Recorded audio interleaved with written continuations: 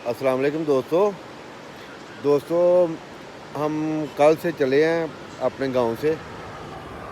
तो रास्ते में जो ना बहुत तेज़ बारिश होती रही है, इसलिए हम आपको बता भी नहीं सके और कोई वीडियो भी अपलोड नहीं कर सके बारिश की वजह से। तो अभी हम जो ना दीर के नज़दीक पहुंच चुके हैं। दीर यहाँ से तकरीबन 25 किलोमीटर आ गया है। हमारा प्रोग्राम है चित्राल जाने का और चित्राल से आगे निकलना है हमने वादी बोनी, यासीन वैली, गुप्स वैली और वहाँ से होते हुए गिलगित आएंगे। गिलगित से फिर नारान और फिर जो ना हम मरिया के अपना टूर का काम करेंगे। तो दोस्तों बारिश ने हमें बहुत डिस्टर्ब किया है, उसकी वजह से हम कोई भी वीडियो नहीं रास्ते की बता सके। रावलपिंडी से लेके जो ना तकरीबन दीर तक बारिश होती रही है। तो अभी थोड़ा मौसम बेहतर हुआ है, तो हम इधर खड़े हैं।